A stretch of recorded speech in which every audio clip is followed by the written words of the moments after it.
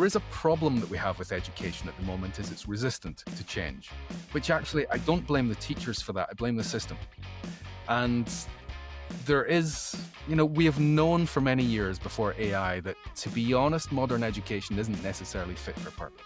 But I do not believe for the foreseeable future that AI will be taking over our schools. If you are relying on the judgment of the AI tool, you have zero value whatsoever. And that has created things like AI psychosis, where there's people who have been institutionalized because basically they believe that the AI tool has told them that they're a god who has discovered things that nobody else has previously understood in the history of humanity. That's about working with the AI tools to help take the abilities and the skills and the knowledge and expertise that you have and to amplify those and to help you reach higher and do more. And that's what I help organizations with. Efficiency is what most organizations are after, but effectiveness is what they should be focusing on. If someone told you they will follow your instructions word by word in order to have a makeover and go from being the average dude, non-creative person, to someone who feels intuitively creative in 90 days, what would you instruct that person to do step by step? Okay, fine.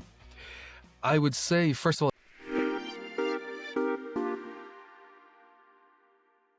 as someone who is at the forefront of AI education, do you in any way worry that at some point in the near future, humans risk losing very valuable skills, such as memorization, critical thinking, problem solving, or creativity? Because quite possibly the only skill we're going to need in the near future is how to write a good prompt. And even that, quite likely the masses won't learn it. So what do you think about that? Oh, you have just described what my nightmare is every single night there, Francesco. I'm a nerd about humans. And this is my friend here, Brainy, that I often bring out in my training sessions. Oh, cool. I tell people that the most important processor that you work with is right here. Mm-hmm. And is a real concern for those of you who are listening with audio. I just picked up an anatomical skull with a brain in it, just so you know. And I am really concerned about the way that humans are using AI, because we're starting to find out now that some people are in fact weakening their brains. True. And there's research into this, but also there's past research that we know about the way that people use digital devices. So, for example, there's something that's called the Google effect that we've known for about 15 years or maybe a little bit longer. Basically, if information is stored on a computer, on a device, we're not going to remember it. We're not likely to remember it because we know it's stored someplace. So why go to the effort of encoding it in your neurons? So that's a real problem. Now, what happens with AI is it's not just about storing information. It's now about tasks. It can take some of the skills that you would naturally want to develop in the workplace, and it can do those for you. So are people going to learn those skills? And, there's an analogous study that gives me an understanding of how people might use AI tools. And it's a study that's done every single year of people around the world in all the countries, and it's how engaged they are in the workplace. Now, in the UK, where we are, the number of people who are engaged in their jobs is 10%. Insane. 10%. 90% of people are disengaged. 8% of people are actively disengaged, which means they're sabotaging the company. Now, that is a really good analogous figure for how intrinsically motivated people are. And intrinsic motivation is about to separate people in the workplace. Because the people who are intrinsically motivated, this magical 10%, are the ones who are going to be using AI to boost their skills, to reach higher, to do more, to get better, to grow themselves. And the 90% of people who are disengaged are going to go, the AI tool will do it for, why would I put in any extra effort? I'm not engaged. And they just become AI jockeys. Now, what happens when we overuse AI tools is we start to lose the skills, because if you don't use it, you lose it. Yeah. And that's for the people who actually had the skills, but we also then there's a lot to talk about the people who are new to the workplace and what happens to them. So, yes, yes, to answer your question, in short, yes, I'm worried about all of that. That's so fascinating. That's so fascinating. But the workplace is going to remain the workplace, but people before they even get to the workplace, they're going to be kids, and they have to go through through education, which at the moment we have the traditional education, but quite possibly is going to be pushed to either partly or completely be replaced by some sort of AI, artificial intelligence as a tutor, as a curriculum, maybe as the whole picture is going to be AI education because it knows best. It doesn't do mistakes. It doesn't call sick. Many, many, many of these Mm, things. I don't Do know. you think at some point it's gonna replace it completely? No, No. no. Um, we have to sort of look at the humans throughout history Mm. and the way that humans have been around for about 350,000 years as a species. Um, about 40,000 years ago was the last time that our brains actually changed. So our brain's been static for 40,000 years.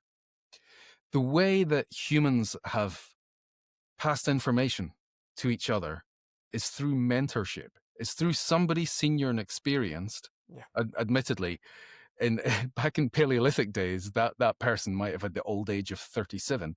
But it's people who are older and experienced would pass the knowledge down to people who are younger.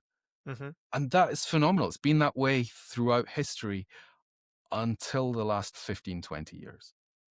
And we've started to see mentorship crumbling within organizations. And that is absolutely terrible. And there's companies now, we'll come back to school in a second, but there's Yep. companies now that are expecting AI to fill that gap. And I was talking to a friend this afternoon who is retiring in 5 weeks. And we were talking about this, the incredible knowledge and experience at the tops of companies and people that we know who are saying, this new technology is coming in. I don't really want to have to learn that. I'm going to retire early. I'm going to get out of here. Mm. And all of that knowledge and experience is falling off the top of the companies. Now, Right. so the way that we've traditionally done it is through sort of mentorship, older people and younger people working together. And I think that's really important. And it's really important for education. There is a problem that we have with education at the moment is it's resistant to change, which actually I Mm. don't blame the teachers for that. I blame the system. And there is, we have known for many years before AI that, to be honest, modern education isn't necessarily fit for purpose. And I've been lecturing at universities for years and years. And I could tell you that most universities that I have been inside, I would say that most of the teaching is not fit for the modern day. Um, so I've got kids. I've got a 4-year-old and a Mm-hmm. 10-year-old who are just going to bed right now and might be a little bit noisy. Um, and because of that, last summer, I wrote a book and you probably didn't know about this.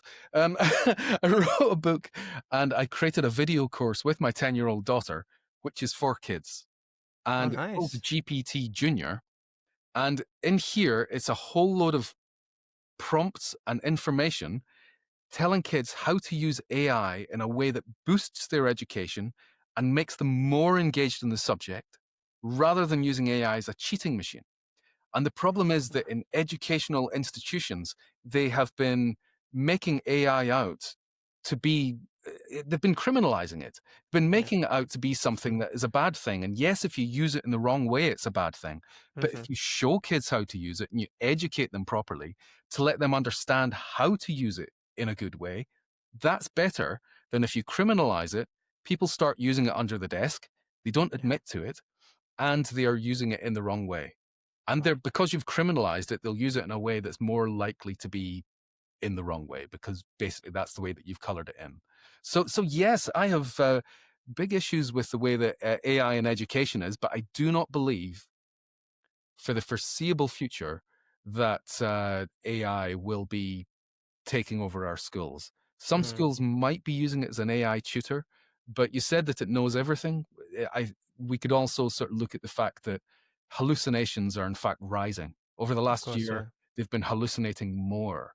So it's not something that I would trust as a way of educating my own kids, but it's something that I would trust as a way of amplifying their education and getting them to question more rather than less.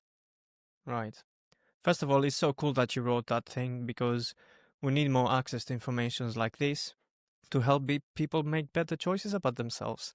And then, yeah, as you said, the kids are using AI to cheat, and then the tutor is using AI to correct the papers, and then it's AI versus AI teaching AI, and we just become these passive consumers of Yeah. whatever the system wants. Maybe that's what the system wants anyway. So Well, we don't. that's for another debate. That's for another debate for sure. And yeah, and it's not only the having a mentor, but it's also this as we become more isolated as a society. Imagine if we replace school with some sort of AI tutor. Where are kids gonna learn the dynamics of interpersonal relationships? Where they're gonna learn to how they're gonna mock each other? Where they're gonna learn the rules of what is enough, or where are the limits, or when we talk with other people, or physical limits, or maybe this girl talked to me and I'm blushing. Like we don't want this to go away. But unfortunately, as adults, more and more of us are isolated. So, thinking that this could happen to the children from a young age, which a lot of them is happening because they're staying indoors and playing video games all day. But yeah, a bit worrisome. Yeah, I mean, we're we're both uh, we're both foreigners in London. Yeah. And the world has changed in a way that when we were kids, that wasn't so much a thing. Is that people would tend to stay around about where they grew up, Where are and you from, Dave? from Scotland. Scotland. So my wife is a New Yorker.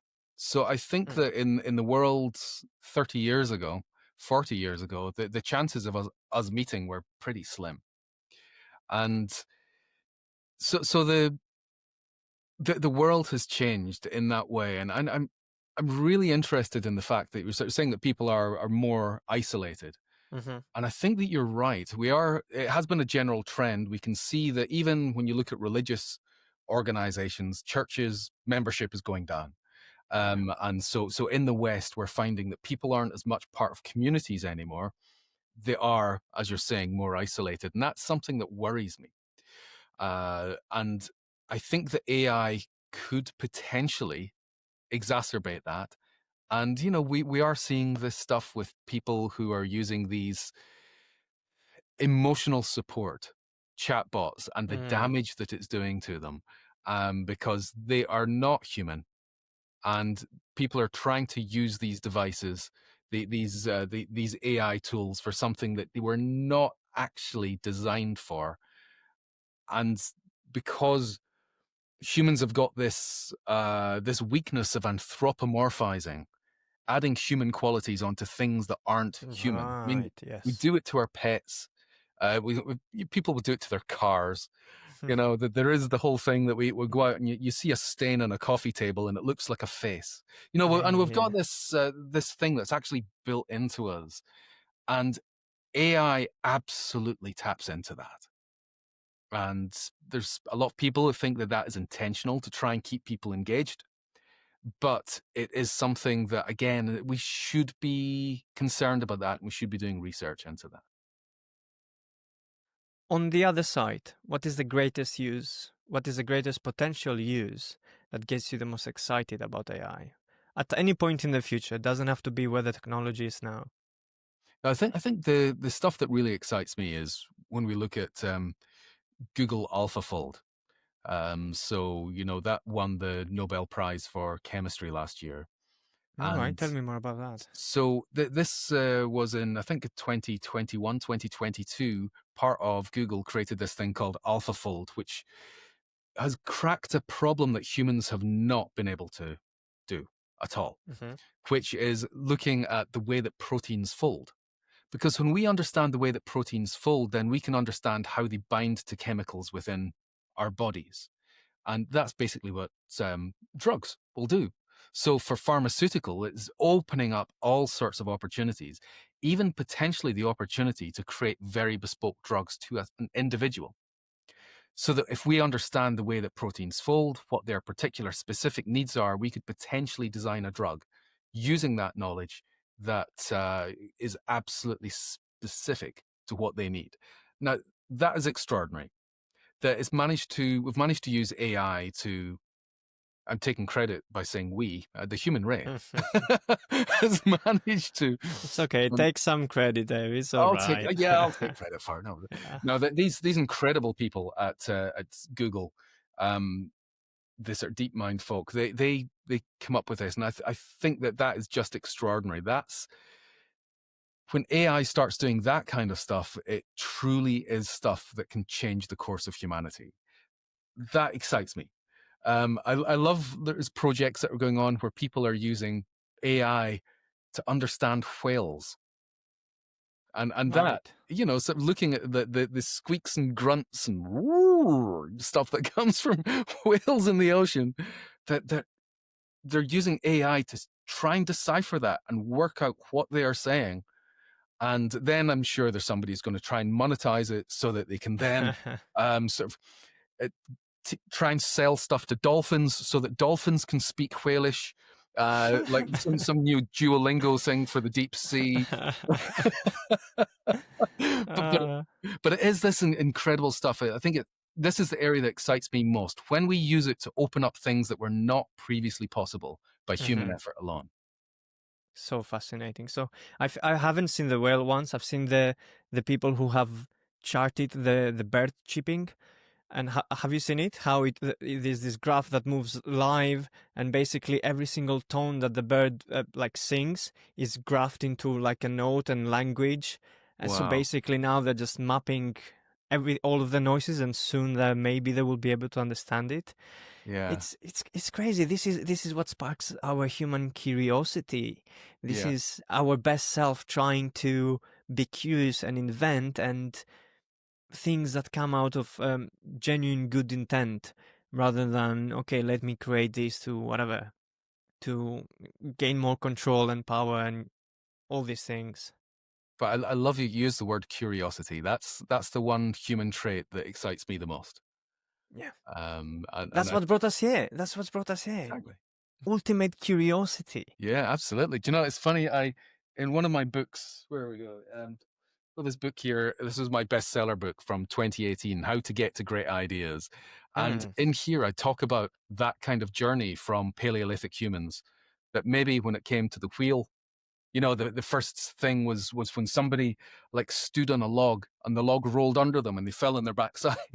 And that, but it got them understanding the concept of round things rolling. So from that, they sort of logged that in their memory. Well, quite a log logged in their memory. I didn't mean that weird No pun there. pun intended. But they stored this idea of a round thing turning Yeah. in their memory, so that when it came time to move that great big heavy stone, it was then, well, what if? No, we did that.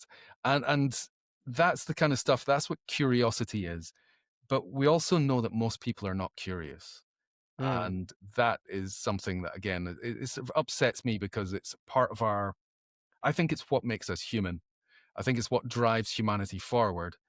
But our education and the workplace batters curiosity out of us for and sure. teaches us, here's the way to do it, here's the way to think. So in this book of yours, you also mention how creativity is not this mystical thing that we make it to be, or at least not so much, but something more concrete, perhaps more replicable, as long as you have the right inputs and behaviors and habits.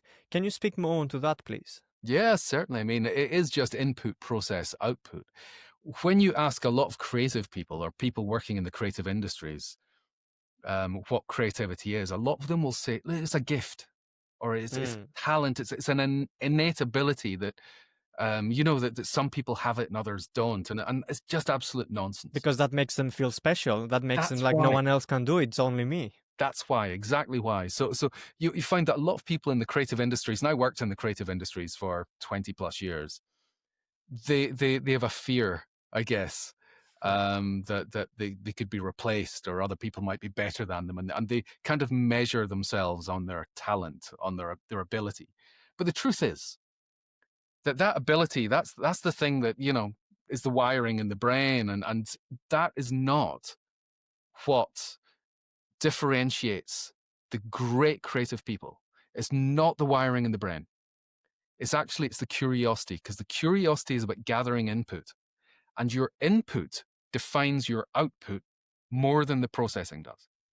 So when we look at this, you get the people who, I mean, most people don't have very broad input. They've got the same input as everyone else. It's all Kardashians and TikTok, Mm. and that kind of stuff. Most people are seeing pretty much the same stuff because they go into the same filter bubble and the social media stuff.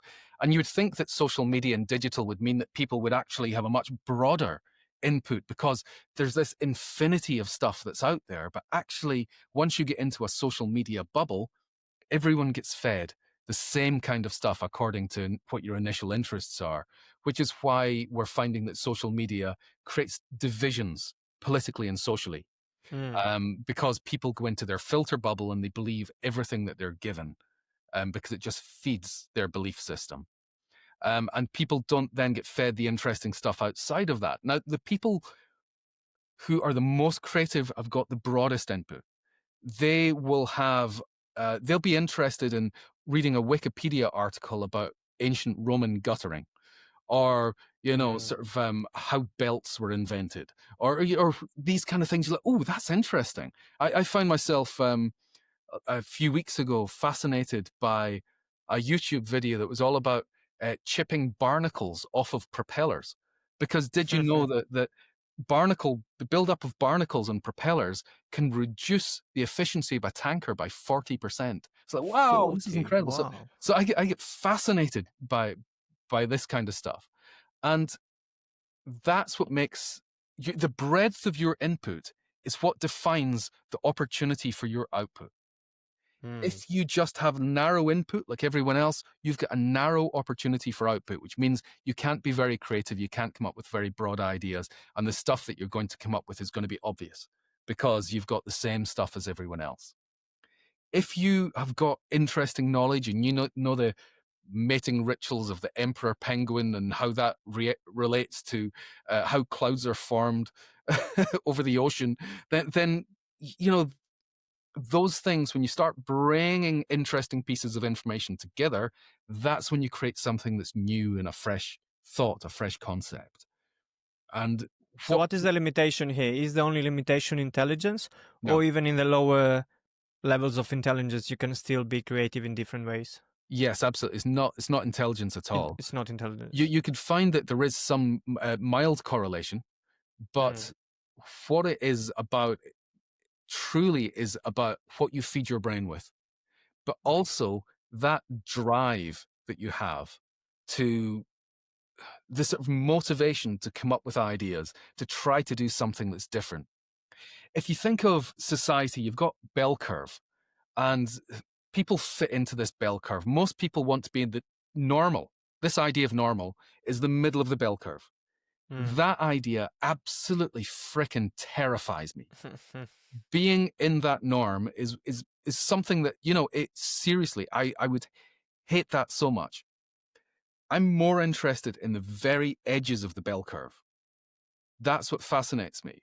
Mm. And that's where the people who push society forward are the people at the very edges of the bell curve. Of course. The people who don't think normally. The main part of the bell curve are the people who accept things as they are. And I am Yeah. not that, and I never could be. And there's some people who've got the motivation, even just of this contrarian bastard streak, to do something different to what everyone else is doing. That's what I've got. And so I will react against what people are doing. And that's where I find the interesting stuff. Whereas most people accept this is the way it is, and I'm not going to question. That's so fascinating, man, because I can relate so much. I grew up, maybe even, I don't know, I can't say literate because obviously I was slightly literate, but I've almost failed every single one of my classes. I was never a reading guy. And up to COVID, the first year of the quarantine, I have read one book in my life outside of school, and barely any in school. And I even went to uni and just barely passed. And at COVID, I just grabbed a couple of books. And I went from someone who thought I was very practical, hands-on and visual, which I still am, but someone who hated reading and nothing academic, no curiosity. And just because I started reading random books, suddenly I went to writing very, very good, in my opinion, at least, poetry, which poetry? Poetry. I am in the middle of writing a dystopian novel in my third language, and reading all these curious totalitarian books and Ryan, and it's so fascinating, as you just said, just because I opened my mind to different inputs and had the patience to at least see it through, not give up half the way, it changed me completely. Yeah, but Francesco, where are you from originally? I'm from Albania. So I was I know born there. Albania. I've sort of spoken in Tirana a few times. So I sort Oh, of really? oh yeah, and I know Nice. Albania. Yeah, but I grew up in Greece, so I'm Right. culturally more Greek, but as a blood, I'm Albanian. That's Yeah. where I'm from. Yeah. Yeah. Well, what I love, I've done a lot of work in the Balkans. So down round about sort of Macedonia, Montenegro, Serbia, Croatia, Right. up So to you know the Slovenia. people. You know how they think. Maybe how Oh yeah. they. Oh All yeah. right. That's it's my second home. And Albania is, it's an incredible country where that was, I guess, when you were growing up, you were seeing the tail end of the fact that Albania at that point was like North Korea. It was, Yeah, communist. yeah, but My it parents grew up in communism, basically, as but kids. it was, nobody outside Albania knew what was happening inside Albania at the Mm. time because the borders were so controlled. But you coming from uh, that background, that area, and suddenly the way that it opened up, and it's just um, I what I see when I go over is just the sort of blooming of thought, and I think there's almost this. The way that the communism was suppressing things, that has then made things explode even Mm. more in the country culturally, which I absolutely love, which is why I love the energy of the country. But it's you you have got something that gives you an incredible creative and innovative um, uh, advantage. The fact that, as you're saying, this is your third language, English, and that you have lived in different places. And what that does is it gives you different perspectives. You are able to code switch because when you go to Albania, you operate differently when Mm. you are there and you think differently when you are there. And I guess when you go to Greece where you grow up, you might think again slightly differently again because True.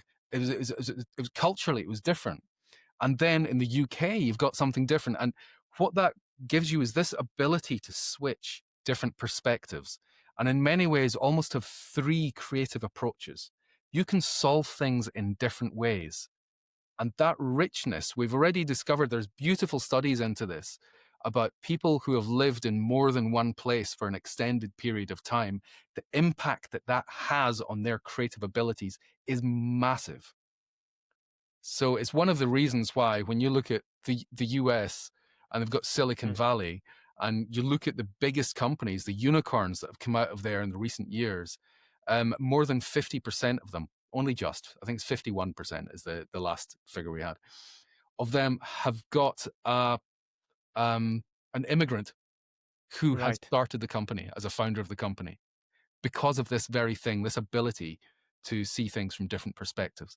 Which is quite a lot. 50 or 51% either way is quite a lot for where it is. Absolutely. Right. Absolutely.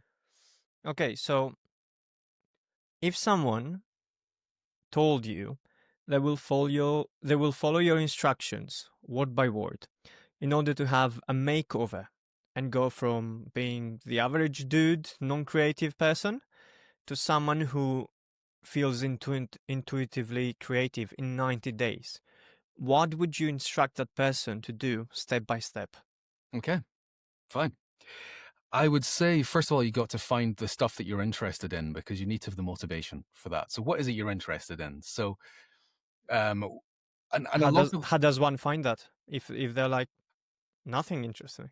if nothing interests you, I think maybe you might be a hopeless case.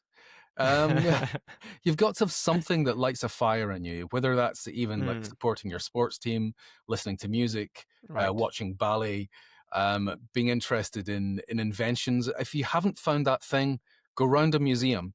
And if you still haven't found anything that interests you from going round a museum, maybe at that point, just give up. But No, but even football, almost majority of men, at least they get enthusiastic about the football team. So at least there is something. that proves that you've got some spark in you. Mm, It's not necessarily the thing you should follow, but it proves that you've got something right. that can be a passion. So find what interests you, and it's finding what interests you and what is valuable. You know, there is that whole thing, and the third part is will it pay you? It So has to that's what they pay. call sort of finding your ikigai, I guess. And Yeah. I'm not a massive believer in that, but I think it's important to find what your passion is so that you can follow it. Then once you do that, I think it's really good for you to actively start looking for the good stuff. So what is the stuff that is the absolute excellence in that area? And start a habit that every day you're going to try and find at least one thing that makes you go, shit, I wish I'd done that. And when you Mm, find that thing, you are going to write down 3 reasons why it's good. And what this does is it does 2 things for you. One is you start to create a list of all, and I recommend that you write it as advice for your future self. So, for example, if you're a designer and you see something, you look, why is that good? And you sort of realize that use contrasting colors to draw the eye. And you write it as that. So it's like a piece of advice for your future self. When you're working on something, it's a little nudge. It might be um, uh, create extremely large typefaces that fill up the entire page, you know, and that kind of thing. That might be what you do, and you're writing it as a piece of advice. So you're going to go through stuff. You're going to find stuff that amazes you, that makes you wish that you had done it. And you're going to start by creating at least 3 things, writing down at least 3 things that you can learn from it in that advice way. mm, Then you're going to find someone that you respect, and you're going to ask them why they think it's good and get mm, their advice. And that's going to give you a different opinion, a different perspective.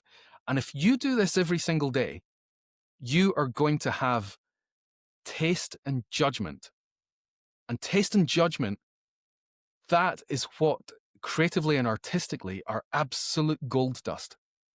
Because there's a lot of people who might consider themselves to be great at a career, but it's taken them time to get there. I started using this exercise with my students at a place called the School of Communication Arts about 15 years ago. mhm. And when the students were leaving after this 1-year course, they had better judgment and better taste than most of the people who would be their boss when they went into a workplace. Wow. So when you do this exercise, that gives you the judgment, the taste, and that is the difference. Because when you've got judgment and taste, it means that you know when something is good enough. You can spot a good idea. And that's more important than ever, because in the AI age, AI can vomit out Mm, 100 ideas a second. You know, it's just all these ideas. If you can't spot the good one, you're useless. If you are relying on the judgment of the AI tool, you have 0 value whatsoever. So building your own judgment and your own value system is what makes you really, really valuable. And most people won't be doing it, so it will elevate you immediately. So that would be something that you're going to turn into a habit, a daily habit. Then you're going to look at what are the skills that I need to apply. And when you are understanding the skills, because a lot of the skills are things that you need to learn, um, and they might be muscle memory, they might be processes, but whatever they are, the way they work is when you start to build up a skill, there's an area on the underside of the brain that's called the hippocampus. And the hippocampus is involved in learning skills. And what it does is it takes neural material, which is released, your neural matter is released in that area of your brain. Mm-hmm. If you want to accelerate the release of neural matter into your brain, exercise.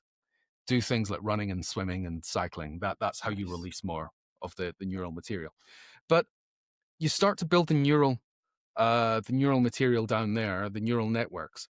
But then if you're doing it more, your brain goes, well, we better file this away someplace. And you've got areas of your brain that are quite functional. On the right side, you've got your uh, visual cortex. Left side, you get your language cortex. You've got like your motor stuff down the middle. You've got different areas. And it will find areas within that and start to build up the neural matter in a place that makes sense for the brain. And the neural matter doesn't mean that it's located in a little ball. Actually, it comes out like a web and starts to connect the right areas of your brain. And that's you, as you're learning it, you're starting to build that web. And then the third stage of this is vitally important, is you need to keep practicing that, doing it again and again and again, because then what you do, the more you practice it, you then start to myelinize these. Now that's like putting the plastic around the wiring. And what that does is it cements that as a structural part of Right. your brain, and it speeds it up. And it can turn it into something that's more like it's more like thinking you do without thinking. It's more like automated muscle memory. Mm-hmm. So for example, when I'm just grabbing this here, I used to be a musician, and I don't need to think about what my hands are doing because I've got the muscle memory. I Yeah. know that if I'm playing a D, then automatically I'm here. So it's just one of these things that we start to build those neural networks. Now, when people are outsourcing their thinking to AI tools too much, they don't build that wiring. Right. This is what concerns me, so that people who are new to the industry, who are new to something, don't build that wiring. But if you are, there's one of the things that people will often think is they need to be motivated to start doing something, like learning a new Mm. skill. And Just gotta do it's, it. it's the other way around. You start doing it and you find your motivation. If it interests you, you'll find the drive and you'll want to learn more. And people have got that backwards. So my 90-day plan is just find something that interests you, that you think you can get passionate about, something that's valuable, something maybe that you can get paid for if it's that kind of thing that you're after. Then start asking questions, find the good stuff, start asking questions, and start building up the skills. And then the third part of that I would say is start making the social connections, because you want to surround yourself with people who inspire you Yeah. and make you want to grow, and maybe people who can teach you and you can share information with. That is how you're going to find it, and you're going to be off and running if you do that. Beautiful. People, take notes, please. If you want to move ahead, take notes. And it's just the difficult part is just the beginning. It's just putting Yeah. that deliberate effort until you build this. I forgot the word, myelization, whatever you say, like Myelinization, until yeah. you make it automatic. Yeah. But I like of course, everyone has said you are the average of the people you surround yourself. But sometimes I hate this expression, but sometimes I love it because I know it as someone who is just in certain ways more creative than my friends. And my friends are not keeping me back, by the way. But it's different when you have the people that push you along with them to these sides. Otherwise, sometimes you feel alone and it feels more heavy, whatever you're doing. And it feels like, oh, no one gets me. And sometimes all you need is someone else who has a similar drive as you, simply for you to get inspired. But yeah, definitely, I Yeah. think, and this plays again with we are more isolated. Not only we don't surround ourselves with people more like us, but we don't surround ourselves with people. Period. Yes. At least more and more. So that's a big one. Please don't Keep ditch going your back to. friends. Yeah. Unless they really are truly awful people who Yeah. are, but This is the reason I don't like this advice sometimes, because very often you hear this advice from people who had made it in life, and many times the way they say it is your friends are keeping you broke, your friends are keeping you from success. However, if success is all you want, yes, make some short-term friends, I guess, they're gonna make you money. But then what the fuck are you gonna do with the money? Is it gonna buy back all your loneliness and the hurt? And is it gonna buy back being with people who are yes people and they don't care about you? Well, what's the fucking point? Rather make it to average and have people alongside you who care for you than having some yes men who will make you money but ditch you for a chick next week. It frustrates me a lot, this one. It's a fine line, of course, but It yeah. is. I think that one of the secrets is like me is just to be truly unlikable as a human being, and then you I don't have like you. that problem. No, I like you, man. I like you. We could be friends. There you go. Okay, Dave. Let's go back to AI. Where this technology stands right now, what do you think are the greatest limitations? Where do you think it should improve next? What is the next step these AI people should move? The greatest limitations with AI are Yes, humans. yeah. No, with AI at the moment. Yeah, the greatest limitations are humans. Of AI. In every single Humans. Oh. in every single part of it. So in leadership, people in leadership don't understand. They don't understand the technology, and they don't understand how the people in their organization work. So when they are, there's one of the issues that we have with what AI does is it gives you adequacy. All right, it doesn't tend to give you excellence. It is better at some things than others. So, for example, it's known to have a better bedside manner than just about any doctor. Wow. It's better at diagnosing some illnesses than doctors are.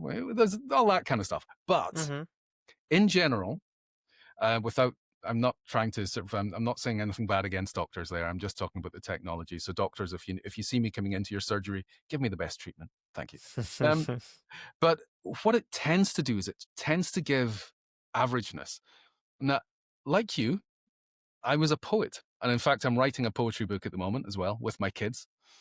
Nice. And it's like a Dr. Seuss style poetry book.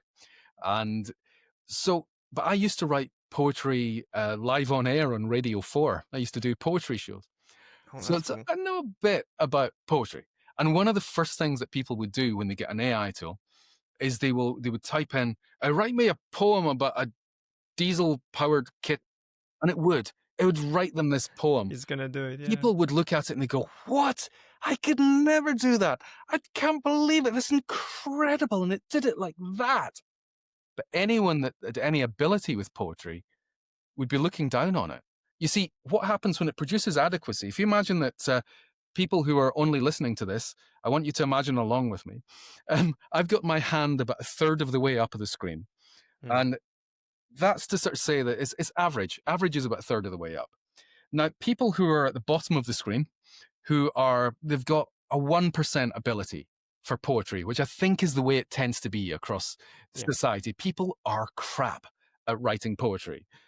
So most people will look up at this from below and go, whoa, that is incredible, because they're looking how far above them this ability is. But anyone who's above that and has a much higher percentage are looking down at the AI. And they're looking down and going, but that's crap. I could never do that. You couldn't let that run. It doesn't scan properly. I don't like the way it's rhyming.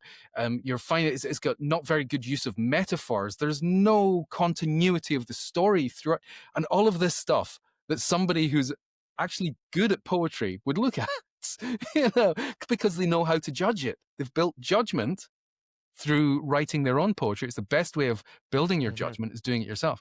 So what we find is that this is a roundabout off there to come back to talk about leadership, that they don't understand quite what the people who are actually doing the work in their business do.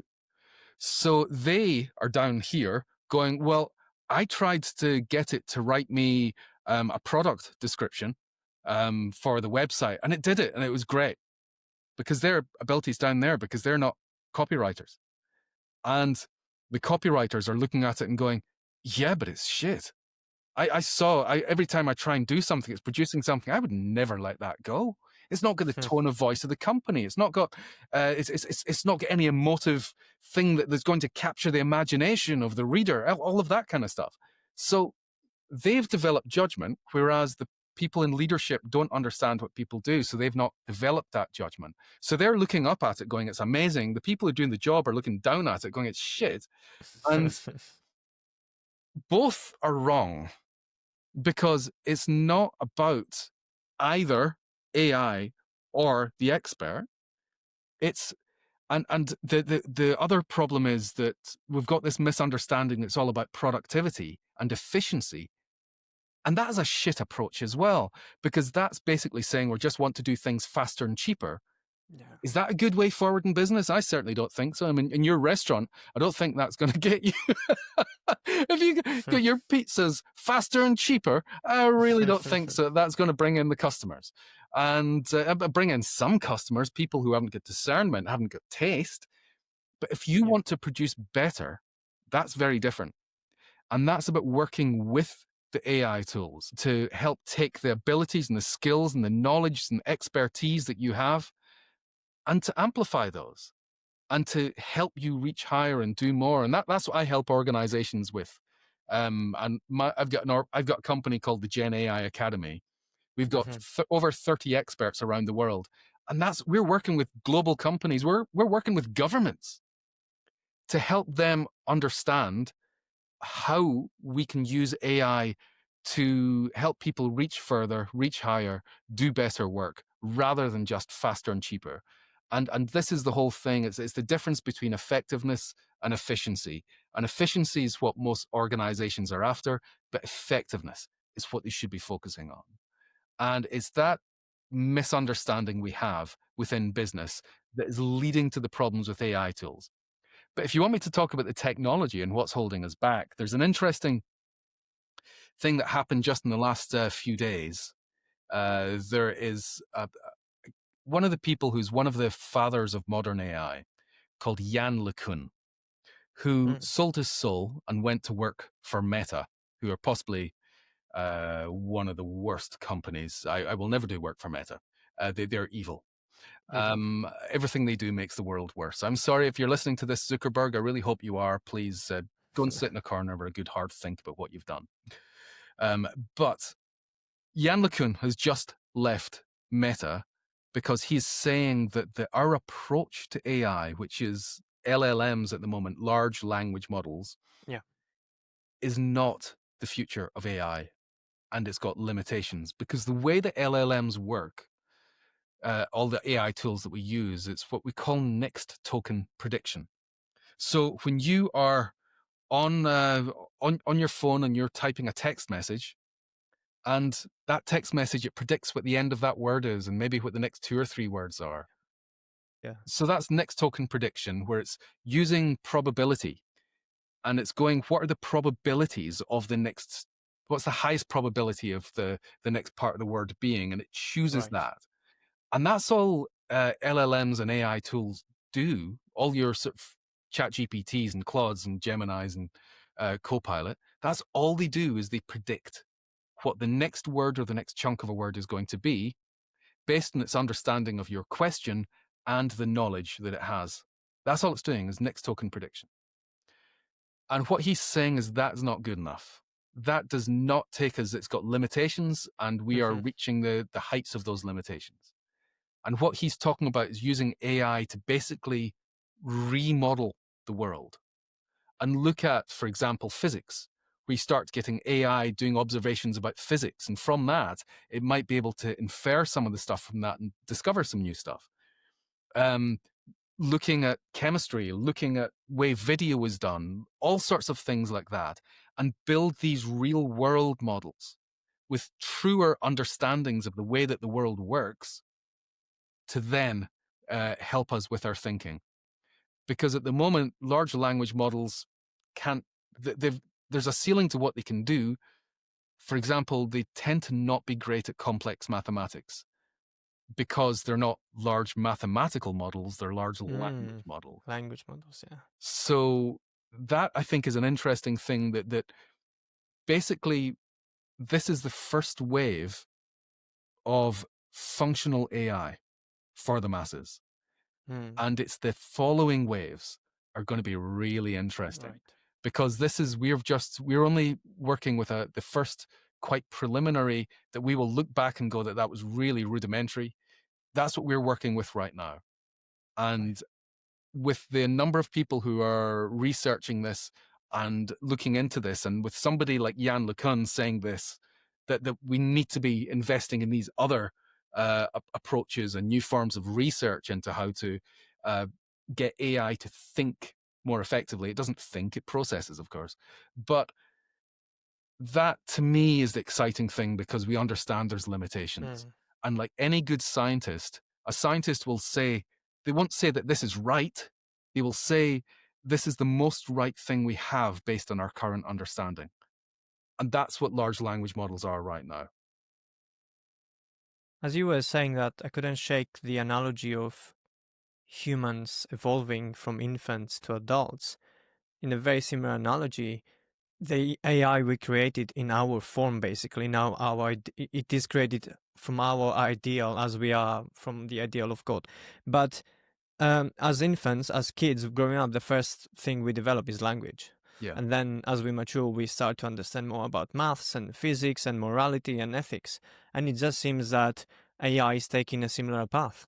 And this is just at its infancy. So at first it has to learn to talk before it has to learn theoretical physics and everything else. Yeah, before the talking though, there's some incredible stuff that happens in childhood development. So when you've got a, a toddler, they can't talk yet, they're 1 year old, they're sitting in a high chair, and they take the spoon and they knock the spoon off the table and Mm, it hits the floor. And the parent comes along and they pick up the spoon and say, "Don't do that, little Timmy." And little Timmy does it again because they don't understand language. And they look at the spoon as it goes down. And what they're doing is they're conducting experiments. And that experiment can be looking at, when that goes there, it falls. It goes that way when it goes off the end of the table. what is the human gonna do? So they're kind of like learning gravity. They're Oh God, learning yeah, that they it's can wrong. manipulate their parent Yeah, and get them to do stuff. should be And scary. yes, so basically, toddlers are little experiment conductors. Yeah. So many of the things they do, you look at a kid and you just go, "What the hell are they doing?" They've got some little experiment going on in their head, and that is an amazing thing. And that's before language. Um, but the language is I guess that's when we start to make connections. And that, I guess, is when it comes to AI tools, is maybe one of the dangers that we have, because language is what can encourage people to create connections with the tools.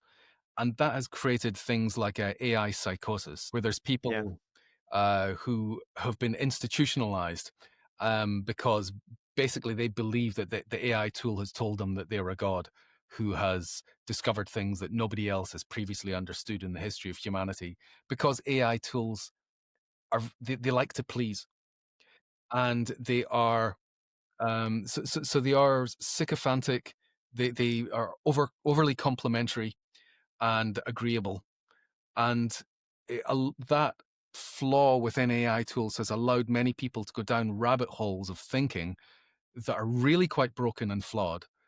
And I see that more as a human flaw, though, because if that person could get this sort of psychosis from a LLM convincing him he's God, what I see is that that person had this insane desire for validation that never got in his life. that's true. So I see it more as a human flaw, as like, imagine how much need we have of basic human validation of someone telling you, good job, good idea. And this just brings back to how we raise kids as parents, our inability to think beyond ourselves, but I think it more as a human flaw, I think it is Dave. a human flaw, but also it's, well, we know there's things that in social media that has tapped into human flaws quite intentionally and quite purposefully. So the fact that the validation that you talk about, all the sort of likes and comments, I think most people, when they start on social media, I certainly found that I had a weakness for this, that you'd post something up and then you go, refresh. Has anyone Yeah, liked it yeah. yet? Refresh. Has anyone liked it? No one's refresh. Someone has liked it. Someone's liked it. And you get the little dopamine boost and refresh. and then that starts to turn into cortisol as it works down. Oh, come on, really? and we've got this awful weakness for sort of validation for us, to people notice us and think that we're better than we are, that we're not crazy, insecure dumbasses who are just fudging their way through life like everyone else. We want people to think that, hey, we're confident, we know what we're about, and we're but the only way to get there is to build up knowledge. Yeah. I think personally, that's the way to the sort of enlightenment at the top of Maslow's hierarchy, is education and experience. And I guess not being a dick, that also helps, maybe. That most of the time it does help, yeah. Especially where, yeah, the online world, when you go online, you get this feel that, oh, the world is a terrible place and everyone is a dickhead, and then suddenly you go about life and you're like, oh, actually most people are kind of nice. But there is something that happens there's a psychosocial thing that happens when you are online, in the same way as, people, as you're saying, in general, they are just nice. People are nice because we're there in front of each other and somebody might punch you. But when you're behind the wheel of a car, people turn into assholes when they're behind the wheel of a car. And then when you have the social separation of the internet, and particularly when in the days where people used pseudonyms, and you would be Monkey Pixie 6943 said this, and those that kind of separation, and the feel that you'll never actually meet that human, or that human doesn't really matter that much, causes people to act in a certain way. And as somebody, I guess, has got a bit of a presence on the internet, I find that people will mention me in comments, and occasionally people will be happy to say something disparaging about me, including my name in that comment. And then they are so surprised when I come in and respond. And I'm like, I'm really sorry you feel that way. I had no intention to. Oh, I'm really sorry. I don't. Right. So there is this strange psychosocial thing that happens with the separateness of being online, a feeling of anonymity and the feeling of isolation of being at your keyboard. So Yeah. I'm fascinated in this stuff. I think much of the time, at least with me, it brings the worst of me, especially because I hang out on X. Oh, And yeah. X, basically, the whole algorithm of X, that's why is number one everywhere. Is gonna show you the most traumatic, rage baiting, rage infusing things, and you just. It was a couple of days ago. I literally almost felt sick. I felt as if I had enough of this emotion, and I just threw my phone on the bed, such as, what the fuck am I doing?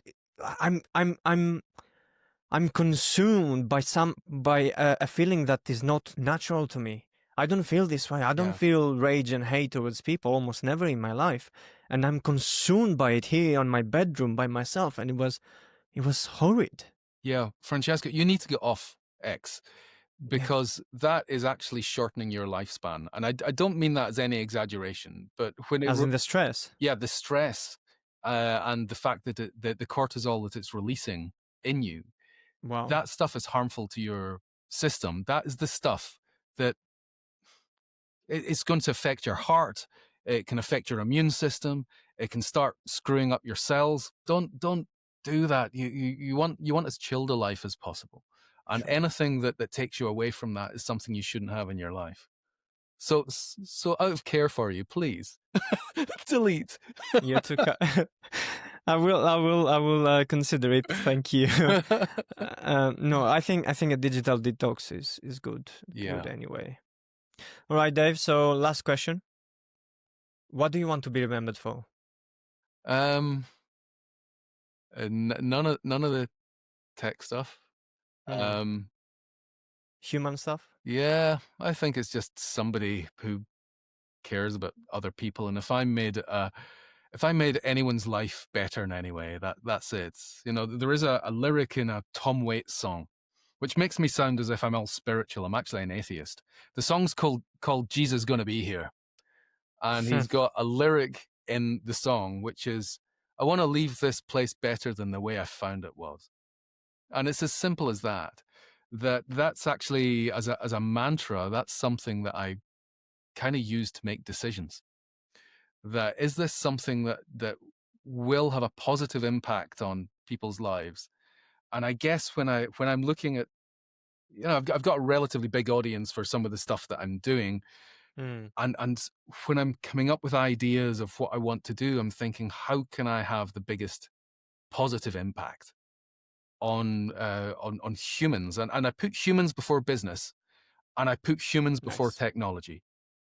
And that, to me, I guess, is what it's all about. And it's just, if anyone, once I'm gone, if anyone goes, Hmm, yeah, he made my life better in some tiny little way, helped me make a decision, he gave me more confidence to do this, he helped me discover the passion that I wouldn't have had, then that's what it's about. I like that. I like that. All right, Dave, thanks so much, man. You've been awesome. That's been great. Thank you so much. And for anyone that's actually listened this far, thank you. You're pretty awesome as well. Thank you. And we hope we made a good influence on you as well, to I the hope listener. so. I hope so. Go Hope out so. and give someone a compliment they didn't deserve. Go out and hug a kitten, and buy a bunch of flowers and give them to a stranger. Make the world Yeah. better.